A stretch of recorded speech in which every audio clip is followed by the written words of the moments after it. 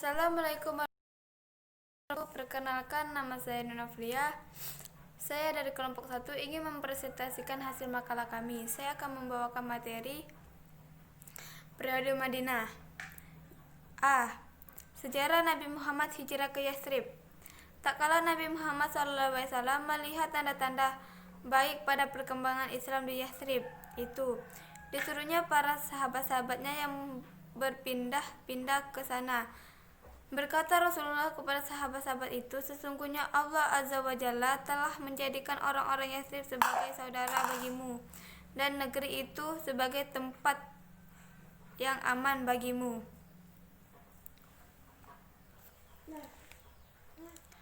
Orang-orang Quraisy sangat terpencet setelah mengetahui perkembangan Islam di Yathrib karena mereka khawatir jika Nabi Muhammad SAW berpuasa di Yathrib, maka sidanglah permuka Quraisy di Darun Nadwa untuk merencanakan tindakan apa yang diambil terhadap Nabi.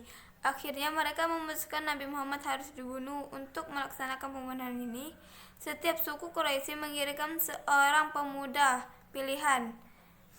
Bila demikian Nabi Muhammad berhasil dibunuh, keluarga tidak akan mampu menuntut bela kepada seluruh suku. B. Permusuhan kafir Quraisy dengan Nabi. Abi Thalib yang mendapatkan ancaman tersebut memberi tahu Nabi Muhammad SAW untuk menghentikan dakwahnya. Akan tetapi Nabi Muhammad SAW menjawab demikian, demi Allah saya tidak berhenti memperjuangkan amanat Allah ini, walaupun seluruh anggota keluarga dan saudara saya akan mengucilkan saya. Mendengar jawaban dari keponakan tersebut, Abu Thalib merasakan terharu dan kemudian berkata, teruskanlah, demi Allah aku akan terus membantumu. Karena langkah awal yang digunakan merasakan, kaum Quraisy kemudian menggunakan langkah-langkah selanjutnya untuk menentang dakwah Rasulullah SAW. Mereka mengutuskan Walid bin Mughirah dengan membawa Umarah bin Walid sebagai ganti untuk Rasulullah SAW. Umar bin Walid adalah seorang pemuda gagah dan tampan yang menjadi alat tukar untuk mendapatkan Rasulullah SAW. Akan tetapi utusan kaum Quraisy yang ingin menukar Umar bin Walid dengan Rasulullah SAW ditolak oleh Abu Thalib. C. Permusuhan Yahudi dengan Nabi.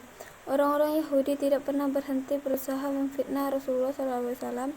Di antaranya adalah kisah yang disampaikan Ibnu Ishaq. Beliau berkata, Ka'ab bin Ashhad, Ibnu Salubah, Abdullah bin Syawri, dan Syari bin Qais saling berembuk dan sepakat menemui Rasulullah SAW untuk memfitnah agama beliau. Kemudian mereka pun menemui Rasulullah SAW dan berkata, wahai Muhammad, engkau telah mengetahui kami adalah ulama dan tokoh terhormat serta pemimpin besar Yahudi. Apabila kami mengikutimu, maka seluruh orang-orang Yahudi akan ikut dan tidak akan menyelisihi kami.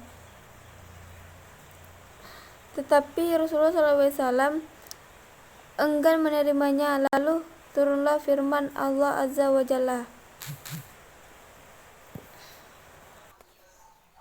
Bismillahirrahmanirrahim.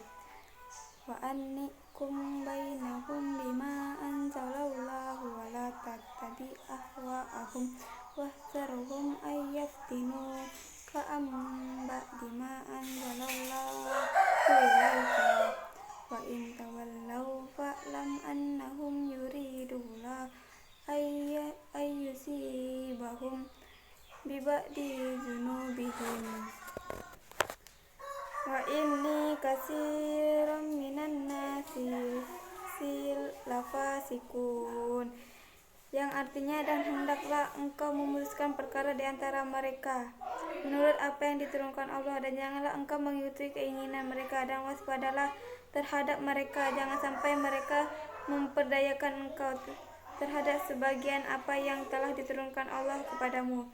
Jika mereka berpaling dari hukum yang telah diturunkan Allah, maka ketahuilah bahwa sesungguhnya Allah berkehendak dan menimpakan musibah kepada mereka disebabkan sebagian dosa-dosa mereka. Dan sungguh kebanyakan manusia adalah orang-orang yang fasik. Surah Al-Maidah. D. Haji Wada. Haji Wada dalam sejarah kehidupan Rasulullah SAW dikenal adanya Haji Wada, yaitu ibadah haji terakhir yang dilakukan oleh Nabi sebagai haji perpisahan. Dalam ibadah haji itu, Rasulullah SAW menerima wahyu yang menjalankan kesempurnaan agama Islam sebagai agama yang diridhai Allah. Demikian juga karunia nikmat Allah telah dianugerah kepada Nabi dan umatnya secara lengkap dan sempurna. Wahyu itu terdapat dalam surah Al-Maidah ayat 3 yang artinya, pada hari ini telah aku sempurnakan bagimu agamamu dan telah aku lengkapi karuniai nikmatku atas serta telah kuridhoi Islam itu menjadi agamamu. Quran surah Al-Maidah ayat 3. Dengan demikian kesempurnaan agama Allah, agama Islam yang dibawa Rasul Muhammad, karunia nikmat Allah telah diberikan kepada Nabi dan umatnya. Pada waktu itu karunia itu demikian agung